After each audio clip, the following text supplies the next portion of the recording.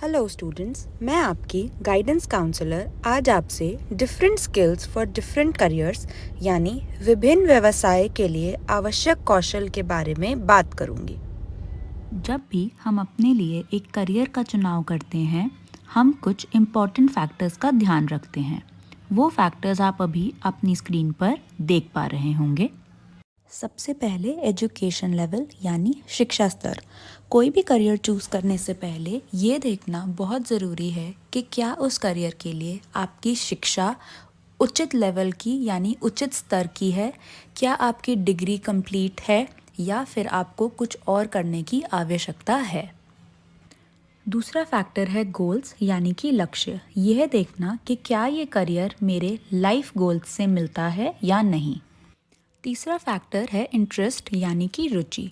जब हमारा करियर हमारे रुचि यानी हमारे इंटरेस्ट से मिलता है तो उस करियर में हमारे सफलता के चांसेस उतने ही बढ़ जाते हैं। जब आप एक करियर चूज़ करें तो ध्यान रखें कि वह करियर आपके इंटरेस्ट से भी मिलना चाहिए। अब हम बात करेंगे आखिरी फैक्टर की, जो है स्किल्स यानी कि कौशल। हर करियर में सफलता के लिए हमारे पास कुछ इम्पॉर्टेंट स्किल्स का होना ज़रूरी है। स्किल्स दो प्रकार की होती हैं, hard skills and soft skills. आइए समझते हैं कि वो क्या हैं। हार्ड स्किल्स वो स्किल्स हैं जो हमें एजुकेशन यानी कि पढ़ाई या फिर ट्रेनिंग करने से प्राप्त होती हैं। ये वह तकनीकी ज्ञान है जो आप अपने करियर में या शिक्षा में किसी भी अनुभव के माध्यम से प्राप्त करते हैं। फॉर एग्ज़ाम्पल, कोई कोर्स करके डिग्री प्राप्त करना, किसी फैक्ट्री में जाके मशीन चलाना सीखना, कोई कंप्यूटर प्रोग्राम सीखना, इन सबको हम हार्ड स्किल्स कहते हैं। अब बात करते हैं सॉफ्ट स्किल्स यानी पीपल स्किल्स की। यह वो स्किल्स हैं जो हमें और लोगों के साथ अच्छे से काम करने में मदद करती हैं। व्यवहारिक कौशलता हमें हमारे करियर या बिजनेस में सफलता के लिए अनिवार्य है। इन स्किल्स से हम आगे बढ़ते हैं। अब हम डिस्कस करेंगे कुछ करियर्स और उन करियर्स में हमें कौन सी स्किल्स की आवश्यकता पड़ती है। सबसे पहले अध्यापन करियर यानी कि टीचिंग।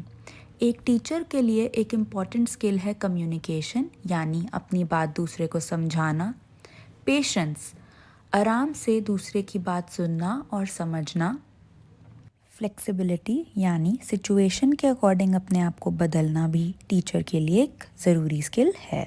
दूसरा हॉस्पिटैलिटी यानी होटल मैनेजमेंट। यहाँ पे हमें जो करियर्स देखने को मिलते हैं वो हैं शेफ़, होटल मैनेजमेंट या फिर jobs in housekeeping. In careers में इम्पॉर्टेंट है कि हमारे पास लीडरशिप, प्रॉब्लम सॉल्विंग यानी समस्याओं को सुलझाने की स्किल, क्रिटिकल थिंकिंग, किसी प्रॉब्लम से फटाफट निकलने की स्किल होना हमारे पास बहुत ज़रूरी है। अब बात करते हैं लॉ करियर यानी कानून क्षेत्र में आजीविका की। इस क्षेत्र में जिन स्किल्स की हमें ज़रूरत पड़ती है वो है कम्युनिकेशन स्किल्स यानी कि अपनी बात को अच्छे रूप से आगे रखना, दृढ़ता से काम करना और लॉजिकल थिंकिंग।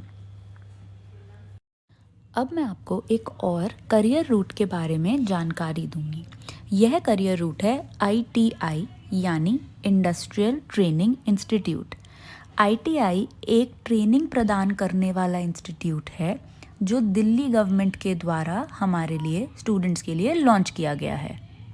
ITI दोनों इंजीनियरिंग और नॉन इंजीनियरिंग कोर्सेज का ऑप्शन स्टूडेंट्स को देता है।